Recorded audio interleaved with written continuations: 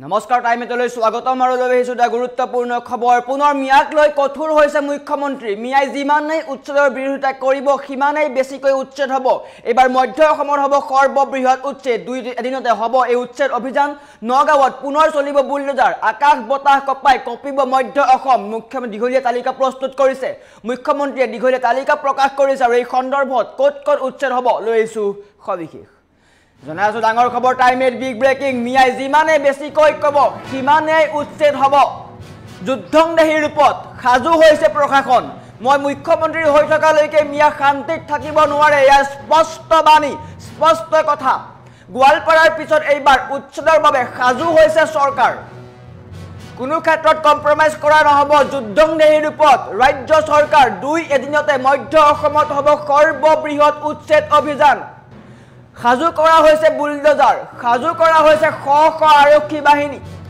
এফালৰ পৰা ভাঙি পেলোৱা হ'ব বেদখলকাৰীৰ বাসগৃহ মধ্য অসমৰ আকাশ বতাহ কপাই পুনৰ চলিব উচ্ছেদ অভিযান পুনৰ চলিব বুলডোজাৰ মুখ্যমন্ত্ৰীয়ে দীঘলীয়া তালিকা প্ৰকাশ কৰিছে ক'ত চলিব উচ্ছেদ দীঘলীয়া তালিকা প্ৰকাশ কৰিছে আৰু সন্দেহজনক নাগৰিকক কষ্ট দিয়াই হৈছে মুখ্যমন্ত্ৰীৰ কাম গতিকে শীঘ্ৰেই মধ্য অসমত চলিব সৰ্ববৃহৎ উচ্ছেদ অভিযান মিয়া যদি শান্তিত থাকিম বুলি ভাবিছে তেন্তে তেওঁলোকে কাণ শুনি লওক গৌৰৱ ৰকিবুলৰ মিটিঙত গ'লেও শান্তি নাই মিয়াৰ অসমত কতোৱে স্থান নাই মিয়াৰ মুখ্যমন্ত্ৰীয়ে পোনপটীয়াকৈ কৈছে যদি মিয়া শান্তিত থাকিব পাৰে তেতিয়াহ'লে হিমন্ত বিশ্ব শৰ্মাক মুখ্যমন্ত্ৰী পদৰ পৰা আঁতৰাব লাগিব মিয়াই যিমানে বেছিকৈ ক'ব সিমানে উচ্ছেদ হ'ব এবাৰ পুনৰ মধ্য অসমত চলিব সৰ্ববৃহৎ উচ্ছেদ অভিযান আকাশ বতাহ কপাই তুলিব বুলডোজাৰে আৰু দীঘলীয়া তালিকা প্ৰকাশ কৰিছে মুখ্যমন্ত্ৰীয়ে ক'ত চলিব উচ্ছেদ নগাঁৱত সৰ্ববৃহৎ উচ্ছেদ হ'ব দুই এদিনতে মধ্য অসমত চলিব সৰ্ববৃহৎ উচ্ছেদ অভিযান পুনৰ বুলডোজাৰৰ শব্দত কপি উঠিব মিয়াৰ বুকু উচ্ছেদিতৰ বুকু কোনো ক্ষেত্ৰত কম্প্ৰমাইজ কৰা নহ'ব মুখ্যমন্ত্ৰীয়ে স্পষ্টকৈ কৈছে মিয়াৰ বিৰুদ্ধে কঠোৰ হৈছে ৰাজ্য চৰকাৰ কঠোৰ হৈছে প্ৰশাসন গতিকে কম্প্ৰমাইজ কৰা নহ'ব উচ্ছেদ চলিব দুই এদিনতে পুনৰ কপি উঠিব মধ্য অসম গোৱালপাৰাৰ সমান্তৰালকৈ উৰিয়ামঘাট বৰাক উপত্যকা সকলোতে উচ্ছেদ চলিছিলে লখিমপুৰতো চলিছিলে উচ্ছেদ আৰু এইবাৰ নগাঁৱত পুনৰ চলিব উচ্ছেদ অভিযান কম্প্ৰমাইজ কৰা নহ'ব এনেকৈ পুৱাই শুৱাপতি নেৰুতে ভাঙি পেলোৱা হ'ব বেদখলকাৰীৰ বাসগৃহ তেওঁলোকে ৰাজ্য চৰকাৰৰ ভূমি চৰকাৰী ভূমি অসমীয়াৰ ভূমি দখল কৰি আছে আৰু সেয়া অসমীয়াৰ কাৰণে আটাইতকৈ ডাঙৰ কথা আৰু অসমীয়া জাতি বৰ্তমান শংকিত বুলি উল্লেখ কৰিছিলে নিশ্চয়কৈ অসমীয়া জাতি শংকিত হৈ আছে গতিকে মিয়াক লৈ কঠোৰ হ'ব লাগিব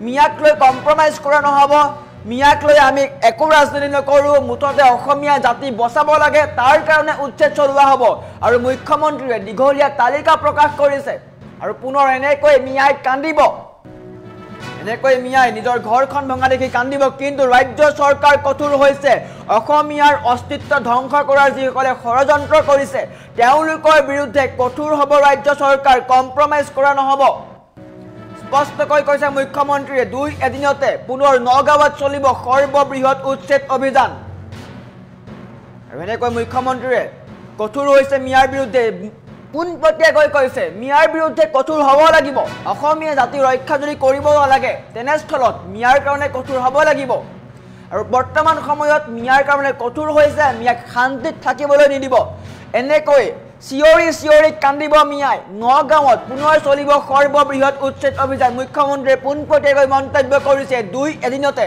হ'ব সৰ্ববৃহৎ উচ্ছেদ অভিযান পুনৰ কপি উঠিব মধ্য অসম মুখ্যমন্ত্ৰীয়ে কি মন্তব্য আগবঢ়াইছিলে দেখুৱাই লোৱাৰ চেষ্টা কৰিছোঁ মই মুখ্যমন্ত্ৰী হৈ থকালৈকে অসমত মিয়া শান্তিত থাকিব নোৱাৰে এইটো পাক্কা কথা মিয়া শান্তিত থাকিব নোৱাৰে যিসকল মিয়া সন্দেহযুক্ত নাগৰিক তেওঁলোকক কষ্ট দিয়াই মোৰ কাম গতিকে কষ্ট পাই থাকিব এনেকৈ সাংবাদিকৰ আগতে দুখ প্ৰকাশ কৰি থাকিব বাকী ৰাস্তা নাই গোৱালপাৰাত হৈ গ'ল দুই এদিনতে নগাঁৱত এভিকশ্যন হ'ব দুই এদিনতে যিমানে এটা ষ্টেটমেণ্ট বেছি দিব সিমানে এভিকশ্যন হ'ব আমাৰ বিৰুদ্ধে নকলে শান্তিত থাকিলে বেলেগ কথা সন্দেহযুক্ত মিয়াৰ কোনো শান্তি নাই অসমত মই মুখ্যমন্ত্ৰী থাকালৈকে মোৰ ঘৰত আহিলেও শান্তি নাই, জুবিনৰ সমাধিত গ'লেও শান্তি নাই, গৌৰৱ গগৈৰ মিটিঙত গ'লেও শান্তি নাই, ৰকিবুল হুছেইনৰ মিটিঙত গ'লেও শান্তি নাই। মুঠতে মিয়াৰ শান্তি নহ'ব। মিয়াৰ শান্তি পোৱাৰ এটাই ৰাস্তা, মোক মুখ্যমন্ত্ৰী ভাঙিব লাগিব। সন্দেহযুক্ত মিয়াসকললৈকে মোৰ এইটো বাণী, মই মুখ্যমন্ত্ৰী হৈ থকালৈকে অসমত মিয়া শান্তিত থাকিব নোৱাৰে। এইটো পাক্কা কথা। মিয়া শান্তিত থাকিব নোৱাৰে। যিসকল মিয়া সন্দেহযুক্ত নাগৰিক, তেওঁলোকক কষ্ট দিয়াই মোৰ কাম। গতিকে কষ্ট পাই থাকিব, এনেকৈ সাংবাদিকৰ আগতেই দুখ প্ৰকাশ কৰি থাকিব, বাকী ৰাস্তা নাই। গোৱালপাৰাত হৈ গ'ল, দুই এদিনতে নগাঁৱত এভিকশ্যন হ'ব, দুই এদিনতে। যিমানে এটা ষ্টেটমেণ্ট বেছি দিব, সিমানে এভিকশ্যন হ'ব। আমাৰ বিৰুদ্ধে নকলে শান্তিত থাকিলে বেলেগ কথা। সন্দেহযুক্ত মিয়াৰ কোনো শান্তি নাই অসমত মই মুখ্যমন্ত্ৰী থকালৈকে। মোৰ ঘৰত আহিলেও শান্তি নাই, জুবিনৰ সমাধিত গ'লেও শান্তি নাই, গৌৰৱ গগৈৰ মিটিঙত গ'লেও শান্তি নাই, ৰকিবুল হুছেইনৰ মিটিঙত গ'লেও শান্তি নাই। মুঠতে মিয়াৰ শান্তি নহ'ব। মিয়াৰ শান্তি পোৱাৰ এটাই ৰাস্তা, মোক মুখ্যমন্ত্ৰী ভাঙিব লাগিব। সন্দেহযুক্ত মিয়াসকললৈকে মোৰ এইটো বাণী, মই মুখ্যমন্ত্ৰী হৈ থকালৈকে অসমত মিয়া শান্তিত থাকিব নোৱাৰে। এইটো পাক্কা কথা। মিয়া শান্তিত থাকিব নোৱাৰে। যিসকল মিয়া সন্দেহযুক্ত নাগৰিক, তেওঁলোকক কষ্ট দিয়াই মোৰ কাম। গতিকে কষ্ট পাই থাকিব, এনেকৈ সাংবাদিকৰ আগতেই দুখ প্ৰকাশ কৰি থাকিব, বাকী ৰাস্তা নাই। গোৱালপাৰাত হৈ গ'ল, দুই এদিনতে নগাঁৱত এভিকশ্যন হ'ব, দুই এদিনতে। যিমানে এটা ষ্টেটমেণ্ট বেছি দিব, সিমানে এভিকশ্যন হ'ব। আমাৰ বিৰুদ্ধে নকলে শান্তিত থাকিলে বেলেগ কথা। সন্দেহযুক্ত মিয়াৰ কোনো শান্তি নাই অসমত মই মুখ্যমন্ত্ৰী থকালৈকে। মোৰ ঘৰত আহিলেও শান্তি নাই, জুবিনৰ সমাধিত গ'লেও শান্তি নাই, গৌৰৱ গগৈৰ মিটিঙত গ'লেও শান্তি নাই, ৰকিবুল হুছেইনৰ মিটিঙত গ'লেও শান্তি নাই। মুঠতে মিয়াৰ শান্তি নহ'ব। মিয়াৰ শান্তি পোৱাৰ এটাই ৰাস্তা, মোক মুখ্যমন্ত্ৰী ভাঙিব লাগিব। সন্দেহযুক্ত মিয়াসকললৈকে মোৰ এইটো বাণী, মই মুখ্যমন্ত্ৰী হৈ থকালৈকে অসমত মিয়া শান্তিত থাকিব নোৱাৰে। এইটো পাক্কা কথা। মিয়া শান্তিত থাকিব নোৱাৰে। যিসকল মিয়া সন্দেহযুক্ত নাগৰিক, তেওঁলোকক কষ্ট দিয়াই মোৰ কাম। গতিকে কষ্ট পাই থাকিব, এনেকৈ সাংবাদিকৰ আগতেই দুখ প্ৰকাশ কৰি থাকিব, বাকী ৰাস্তা নাই। গোৱালপাৰাত হৈ গ'ল, দুই এদিনতে নগাঁৱত এভিকশ্যন হ'ব, দুই এদিনতে। যিমানে এটা ষ্টেটমেণ্ট বেছি দিব, সিমানে এভিকশ্যন হ'ব। আমাৰ বিৰুদ্ধে নকলে শান্তিত থাকিলে বেলেগ কথা। সন্দেহযুক্ত মিয়াৰ কোনো শান্তি নাই অসমত মই মুখ্যমন্ত্ৰী থকালৈকে। মোৰ ঘৰত আহিলেও শান্তি নাই, জুবিনৰ সমাধিত গ'লেও শান্তি নাই, গৌৰৱ গগৈৰ মিটিঙত গ'লেও শান্তি নাই, ৰকিবুল হুছেইনৰ মিটিঙত গ'লেও শান্তি নাই। মুঠতে মিয়াৰ শান্তি নহ'ব। মিয়াৰ শান্তি পোৱাৰ এটাই ৰাস্তা, মোক মুখ্যমন্ত্ৰী ভাঙিব লাগিব। সন্দেহযুক্ত মিয়াসকললৈকে মোৰ এইটো বাণী, মই মুখ্যমন্ত্ৰী হৈ থকালৈকে অসমত মিয়া শান্তিত থাকিব নোৱাৰে। এইটো পাক্কা কথা।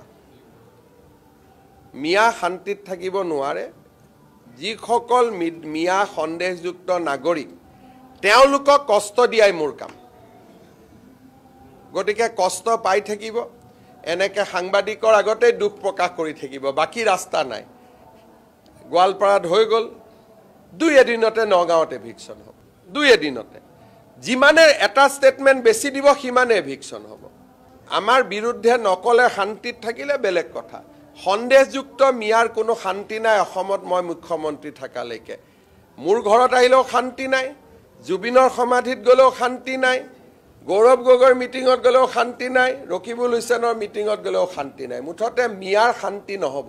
মিয়াৰ শান্তি পোৱাৰ এটাই ৰাস্তা, মোক মুখ্যমন্ত্ৰী ভাঙিব লাগিব। সন্দেহযুক্ত মিয়াসকললৈকে মোৰ এইটো বাণী, মই মুখ্যমন্ত্ৰী হৈ থকালৈকে অসমত মিয়া শান্তিত থাকিব নোৱাৰে। এইটো পাক্কা কথা।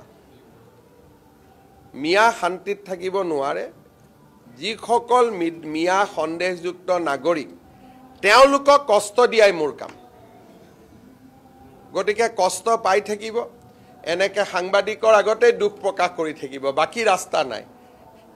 গোৱালপাৰাত হৈ গ'ল, দুই এদিনতে নগাঁৱত এভিকশ্যন হ'ব, দুই এদিনতে। যিমানে এটা ষ্টেটমেণ্ট বেছি দিব, সিমানে এভিকশ্যন হ'ব।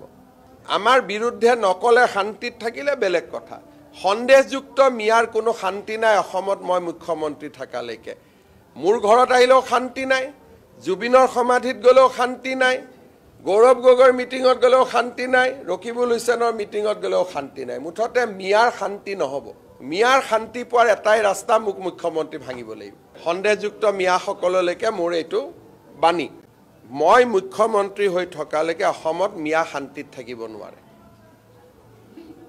এইটো পাক্কা কথা মিয়া শান্তিত থাকিব নোৱাৰে যিসকল মিয়া সন্দেহযুক্ত নাগৰিক তেওঁলোকক কষ্ট দিয়াই মোৰ কাম গতিকে কষ্ট পাই থাকিব এনেকে সাংবাদিকৰ আগতে দুখ প্ৰকাশ